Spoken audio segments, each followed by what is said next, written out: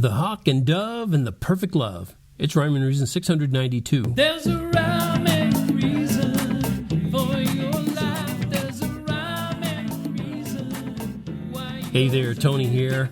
So glad you're joining me once again here on the Rhyme and Reason podcast or show, whatever you'd like to call it. The Rhyme and Reason Happy Hour, which is never an hour. Gosh, he keeps saying that. I wish he'd shut up about that. Of course we know it's not an hour. What are you whispering over there for? I'm not whispering. He's going to hear us. All right. Gosh, the voices again. I've mentioned before how I enjoyed superhero comic books when I was a kid, right? I've mentioned that. Remember that? Surely I mentioned that. Was that the voices again? No. And I mentioned how I didn't dive into them nearly as much as other guys I knew back then. In fact, I knew this one kid who was actually my younger brother's best friend, I guess, at the time.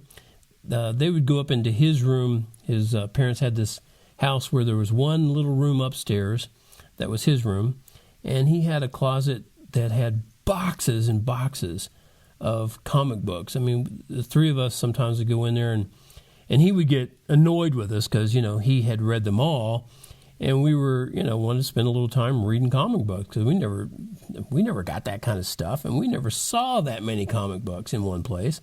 So it'd be like, oh, wow, look at this, look at this.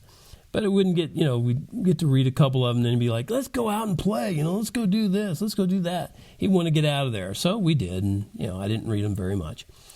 But I bring it up now because it's really something, how the comic book superheroes pop up, even when you're not looking for them. For example, I was looking for some Hawk and Dove information a couple of days ago, and it had nothing to do with comic books. It was, the hawk and dove, they're signs of aggression, power. Hawk is the sign of the power, and the dove is the sign of peace. Anyway, I was looking up some stuff on that. And the Hawk and Dove duo from DC Comics appeared at the top of the search. And a little side note, I've been informed by a reliable source that Marvel is greater than DC, and the issue should be settled. So I'll just go ahead and say, I won't mention any names, Greg, and say who said that, Greg. I'll just let you know that it's an authoritative source. They ought to know, and so I'm deferring to their wisdom on this, that Marvel is greater than DC. But at the time, this thing popped up with the Hawk and Dove duo from DC Comics. And I read a little bit of the blurb, it was in Wikipedia, that they actually first appeared back in 1968. Now, I don't remember ever hearing of them, but like I said, I wasn't that big into comic books. But it said the superheroes were, quoting them, two young heroes with contrasting personalities and diametrically opposed ideologies, or ideologies for those of you who prefer it that way, who, by speaking their superheroic aliases, are transformed and granted power sets of heightened strength, speed, and agility, with Dove embodying reason and nonviolence, and Hawk embodying force and aggression. The two heroes complement one another to effectively fight evil, unquote. Now, did you catch that little sleight of hand, that little sleight of verbiage in the description? Dove embodied, quote, reason and nonviolence, while Hawk embodied, quote, force and aggression. But in real life, it's not like that. And you want to really effectively fight evil, you'd better use reason and force, because evil doesn't care about your nonviolent and physical tactics. Evil wants to destroy you. So you can start with reason, and that might sound a little bit like, Dove starts out, "Hello, evil.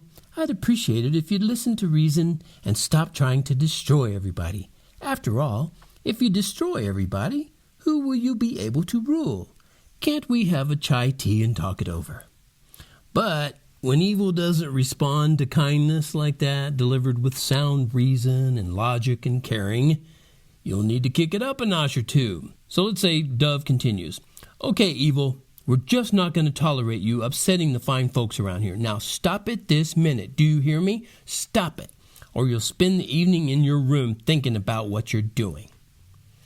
Okay, let's say that evil doesn't comply with your wishes, even with all of that force, okay, and sound logic and reason.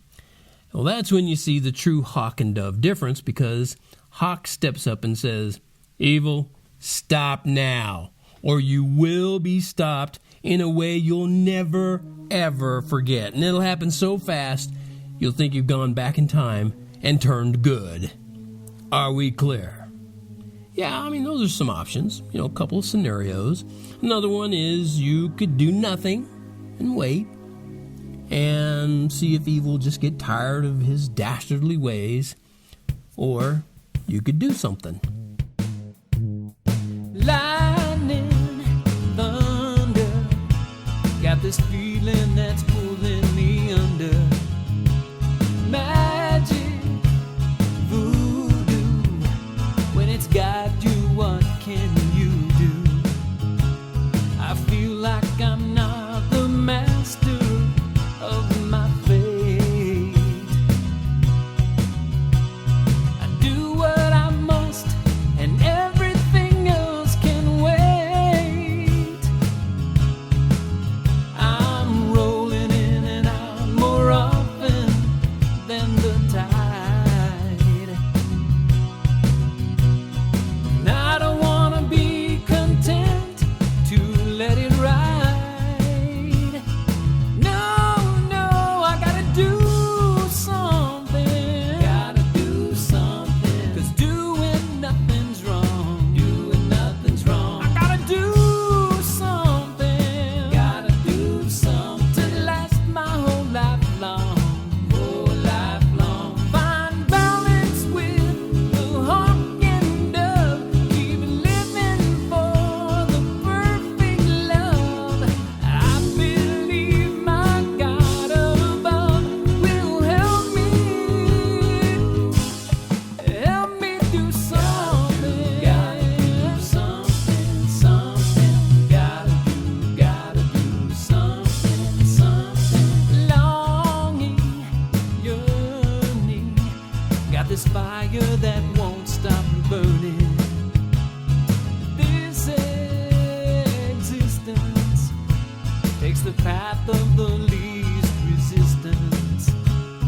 I don't wanna waste the time that may remain. I wanna get all I can out of my brain. I wish that I could always see which way to go. But then it's up